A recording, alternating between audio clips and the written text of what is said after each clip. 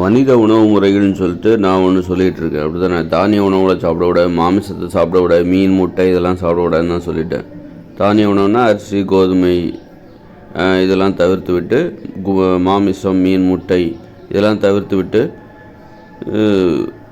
காய்கறி பொரியல், கீரை பொரியல், பழங்கள், கிழங்குகள், பயிர்கள், பருப்பு வகைகள் இந்த மாதிரியான உணவுகளை நான் மனித உணவுகள் அப்படின்னு நான் சொல்கிறேன். அப்படின்னா இப்போதுள்ள இயந்திர அறிவியல் உலகில் யாராவது இந்த ஆங்கில மருத்துவத்தை நீங்கள் மருந்து மாத்திரைகளை டெய்லி எடுத்துக்கிட்டு இருக்கீங்க அப்படின்னா, அல்லது ஏதோ ஒரு இடையில சின்ன ஒரு உடல்நிலை சரியில்லை, நீங்கள் ஆங்கில மருத்துவத்தில் மருந்து மாத்திரைகளை சாப்பிட்டுட்ருக்கீங்க அப்படின்னா, நீங்கள் நான் சொல்கிற இந்த மனித உணவு முறைகளை பின்பற்றாதீங்க. தானிய உணவுகளை இந்த மருந்து மாத்திரை சாப்பிட்ற வரைக்கும் தானிய உணவுகளையே சாப்பிடுங்க. இந்த இட்லி பூரி பொங்கல் இந்த மாதிரியான உணவுகளை சாப்பிடுங்க.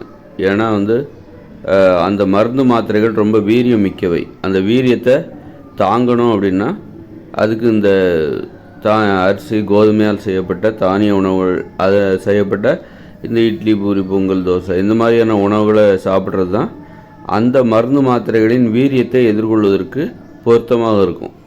அவங்களாம் அந்த மருந்து மாத்திரைகளை தயாரிக்கும் போதே இந்த மாதிரியான உணவுகளோடு தான் அது உணவுகளுக்கு பொருந்துகிற மாதிரி தான் அவங்களே அந்த மருந்து மாத்திரைகளை தயாரிச்சிருப்பாங்க. இந்த காய்கறி பொரியல், கீரை பொரியல், பழங்கள், கிழங்குகள், கீரை வகைகள் இந்த மாதிரியான உணவுகளுக்கு பொருத்தமாக அந்த மருந்துகளை தயாரிச்சிருக்க மாட்டாங்க. மீன் முட்டை மாமிசம் இந்த மாதிரியான உணவுகளுக்கு பொருத்தமாக தான் அந்த ஆங்கில மருந்துகளையுமே அவங்க தயாரிச்சிருப்பாங்க பரிசோதனை பண்ணும்போது. அதனால் அதாவது நான் சொல்கிற மாதிரி நான் சொல்கிற மாதிரியான மனித உணவு முறைகளை பின்பற்றும் போது இந்த ஆங்கில மருந்துகளை எடுத்துக்கிறீங்க அப்படின்னா மனித உணவு முறைகளை பின்பற்ற வேண்டாம். பழைய மாதிரி நீங்கள் முன்னாடி சாப்பிட்ருப்பீங்களா மனித உணவு முறைகள் அல்லாத அந்த மாமிச உணவுகள், தானிய உணவுகள் அதை சாப்பிட்ருப்பீங்களா? இட்லி பூரி பொங்கல் தோசை பிரியாணி சாதம் இந்த மாதிரியான உணவுகள் சாப்பிட்டுட்டு வந்திருப்பீங்க தானே. அதை இந்த ஆங்கில மருந்து மாத்திரைகளை எடுத்துக்கும்போது நீங்கள் அந்த பழைய உணவு முறையை பின்பற்றுங்க. மனித உணவு முறையை பின்பற்றாதீங்க. அது ஆங்கில மருந்துகள் ரொம்ப வீரியம் மிக்கவை. அதனால் அதை எதிர்கொள்ளணும் அப்படின்னா அதற்கு மனித உணவு முறை பொருந்த. மனித உணவு முறை என்பது ரொம்ப மென்மையானது. இந்த ஆங்கில மருத்துவமும் சரி, ஆங்கில மருத்துவமும் அதனுடைய மருந்துகளும் சரி, அதெல்லாம் ரொம்ப வன்மையானது. அதை எதிர்கொள்ளணுன்னா வன்மையான உணவு முறை தான் தேவை.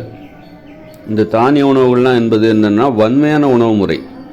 நம்ம மாமிசம் மீன் முட்டை இட்லி பூரி பொங்கல் தோசைலாம் சாப்பிட்டுட்ருக்கோம், உப்பு கலந்து உணவை சமைச்சு சாப்பிட்டுட்ருக்கோம் பார்த்திங்களா. இது எல்லாமே வன்மையான உணவு முறை. இந்த மனித உணவு முறை என்பது மென்மையான உணவு முறை, புரிஞ்சுக்கணும். அதனால் இந்த ஆங்கில மருத்துவமும் அது வன்மையான மருத்துவம், ரொம்ப வன்மையான மருத்துவம், வன்முறை மருத்துவம் அப்படின்னு கூட சொல்லலாம். வன்மையானது தான் வன்மையான முறை, அதான் வன்முறை. மென்மையான முறை என்பது மென்முறை. அதனால் வன்மையான அந்த மருத்துவத்தை நீங்கள் ஏதோ ஒரு காரணத்துக்காக எடுத்துக்கொண்டிருக்கிறீர்கள் என்றால் அதற்கு பொருத்தமான உணவு முறையை நீங்கள் பின்பற்றணும். இல்லைன்னா அதோட பக்க விளைவு ஏதாவது உங்கள் வயிற்றில் புண்ணு வரலாம், நரம்பு மண்டலம் ரொம்ப பாதிக்கப்படும்.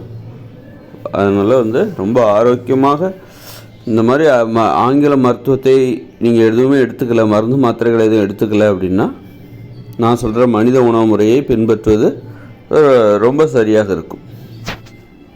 மென்மையான அந்த உணவு முறையை பின்பற்றுவது, மனித உணவு முறையான அந்த மென்மையான முறை அதை பின்பற்றுவது மிகச்சரியாக இருக்கும்.